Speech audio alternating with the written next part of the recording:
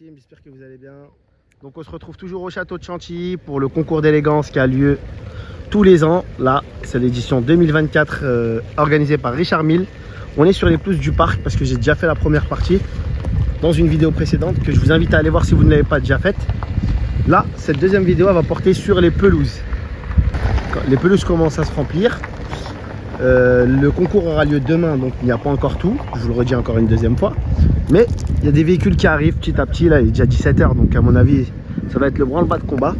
Et nous, on va commencer sans plus tarder. Petite formalité, bien sûr, avant de commencer. Abonnez-vous si ce n'est pas le cas. Et si c'est le cas, ne tenez pas compte. On va enchaîner tout de suite sur le stand de Quarkus. Quarkus, c'est une marque qui fait de l'endurance avec des véhicules. Alors, certains sont électriques. Je vais vous dire des bêtises, je ne connais pas tout. Il y a un peu de monde devant, on va juste les survoler. Mais voilà, c'est une marque française. Regardez l'audace. C'est incroyable. Alors je pense que c'est pas tout à fait électrique. Après j'ai un doute, full carbone, etc. Et petit aparté. Oh non, c'est un 4 cylindres, 180 chevaux. Alors ça doit être très léger. Et il y a plusieurs modèles. Donc, nous on va s'attaquer ici. Alors ici c'est les Formule 1 des années 60 à 70. Allez sur les 5 ou 6 prochains modèles. Donc ici vous avez une Formule 1 Ferrari 312 de 1967. Je vous lis les panneaux, hein. Je n'y connais vraiment rien. Une BRM P133. Je pense que c'est encore une BRM P261. Là on est en 1964 là. Ici vous avez une Cosworth 4 roues motrices, tout simple. C'est écrit, hein, parce que je vous le lis rapidement. De 69. Alors eux, ça a été un truc à l'état brut. Ici vous avez encore, non, vous avez une Lotus 33. Alors on triche un peu sous la bâche là. Qu'est-ce qu'on a? On a une quattroporte prototype Froua. Je pense que c'est le modèle comme c'est dit, hein, prototype. On a une A6G Grand Sport 2000 coupé Froua pour Maserati. Sublime. Ça, c'est, alors je pense que c'est un coupé Zagato au vu de la bosse au toit. Elle est exceptionnelle. Le double bossage de toit me fait penser à Zagato. Après, je dis ça, je dis rien. Pareil, hein, pour la découpe de vitre arrière, c'est fort possible. Alors, on a un bel arrivage là. V12 Speedster. Elle est magnifique celle-là. Je vous ai dit qu'il y a d'autres arrivages. Regardez, là on a une DBS Super Leggera. Sublime celle-là aussi. Très joli. Pour revenir au coupé Froua ici, je vais ouvrir le panneau.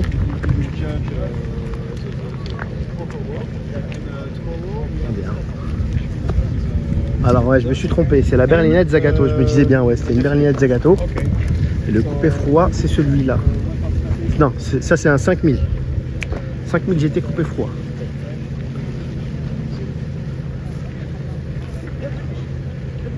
Il y a encore des Maserati, des Alfa Romeo, je crois. Qu'est-ce que c'est que ce modèle? Une Maserati 2000 Grand Sport avec une 40 de BMW. Non, je rigole. A6G Grand Sport, coupé Froua, c'était celle-là. Et je crois que c'est une 5000 coupée Alemann celle-là. GT Alemano, exactement.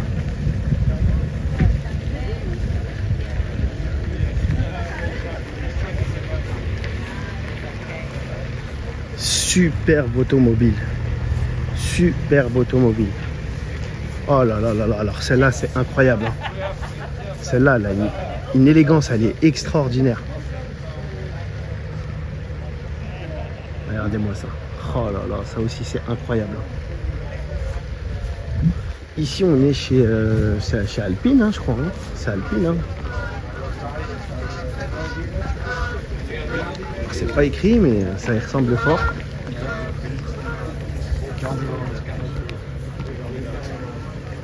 Qu'est-ce que vous en pensez de ça? Ouais, c'est Alpine.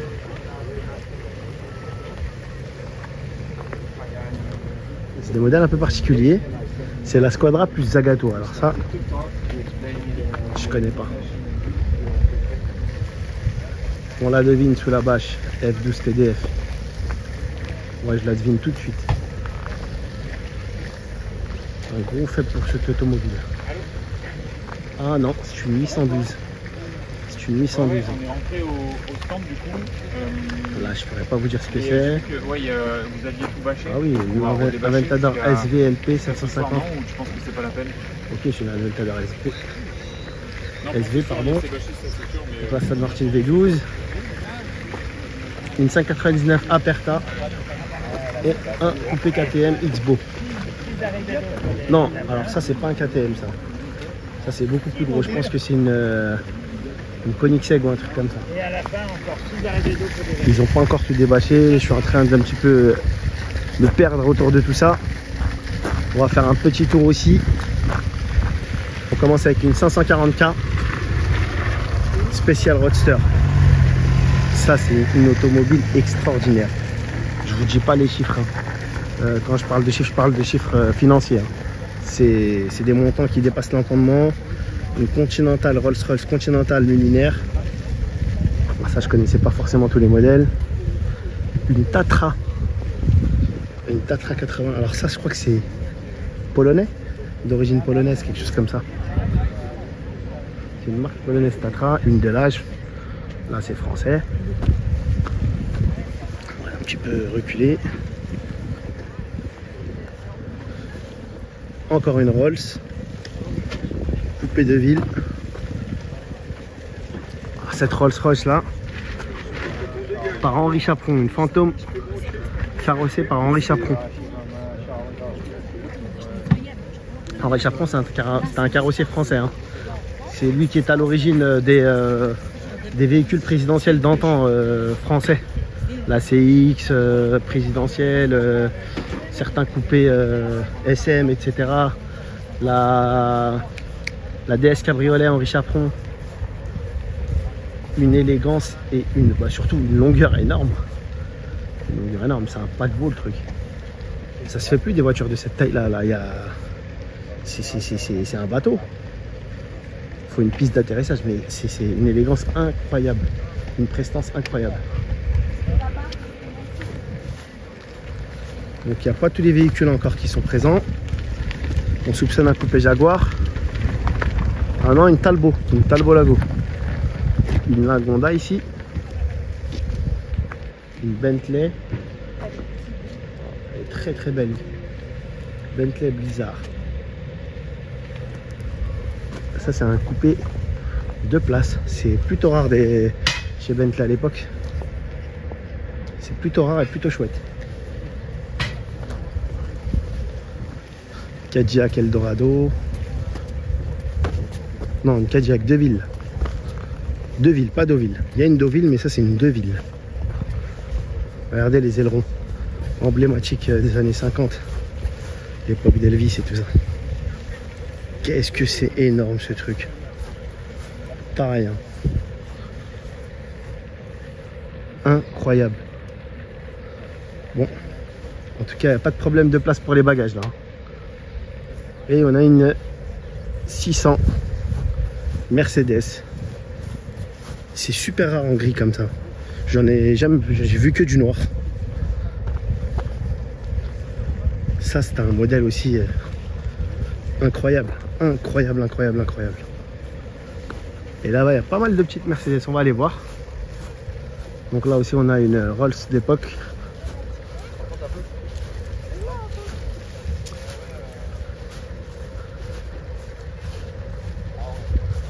Je pense que c'est une Rolls. Hein. C'est une Bugatti, ça. Et je crois que c'est une Bugatti Royale. Ouais, c'est une Bugatti Royale. Incroyable.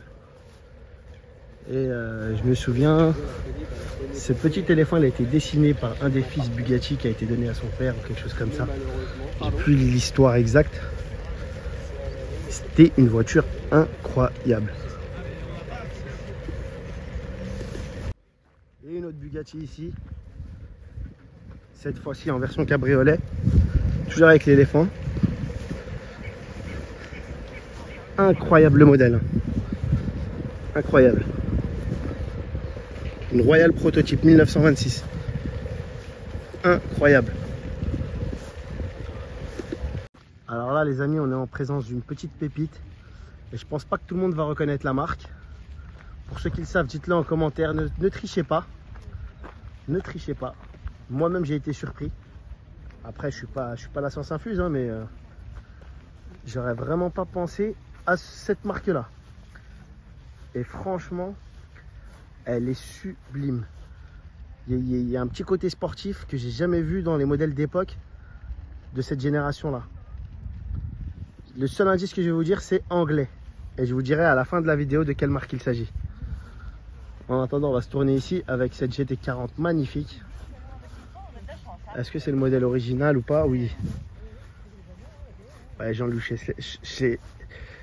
Schlesser qui a conduit ça.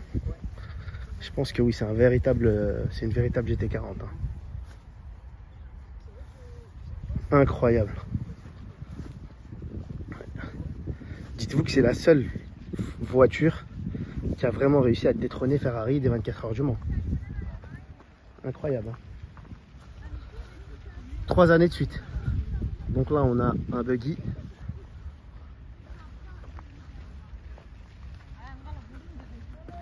Ici, c'est une Citroën SM sur la bâche. La Giulia. Alfa Romeo. Ah non, c'est une 1900 Ti. C'est l'ancêtre de la Giulia. Et regardez, sportif à souhait. Hein. Giulietta CZ Sport Zagato. Incroyable voiture. Ça vaut une petite fortune. Et pourtant, c'est pas un véhicule super rare. Hein. Mais c'est un véhicule. Il est bourré de qualité sportive. Le petit Z là. Et c'est une des rares Zagato sans bossage sur le toit. Hein.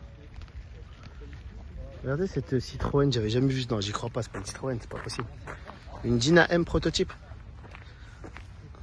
J'avais jamais vu encore. Ça, c'est une Citroën, les amis. Ben, franchement, elle est super belle. Hein. Elle est vraiment très belle. Ici, petite Aston Martin DBS d'époque. AMV 8 Vantage. Je vous ai dit DBS parce qu'il y avait un modèle DBS qui était identique à celle-là. Après, il y a pas mal de voitures bâchées, des voitures d'époque. Je pense que ça, c'est une Tatra encore une fois. Ou une Chrysler. Une Chrysler, ouais. Chrysler Airflow. Petit air de Volkswagen. Une Rolls-Royce. Une Bugatti. Là, c'est facile, c'est écrit sur les capots. Encore une autre Bugatti. Par contre, ils ont mis un bouchon en tissu, c'est pas terrible. Hein. Renault. Non, une Truffaut, pardon. Oh, de loin, je pensais à un logo Renault. Ouais. Truffaut. Je sais pas si c'est le même Truffaut qui fait des plantes. Donc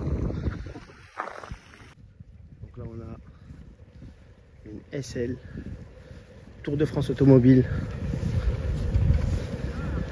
Des véhicules qui sont encore bâchés, des véhicules qui sont pas encore installés. Je pense qu'il y en a une autre SL ici. Bon, des SL, vous allez en voir. Hein.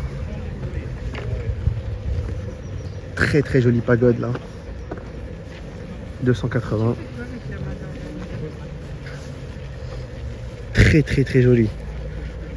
Oh, une belle restauration celle-là. Encore une SL Roadster cette fois-ci. Brute dans son jus. Avec le mannequin. 190 SL. Encore une pagode. Oh, c'est joli ça. Une DB4. Ah, c'est magnifique.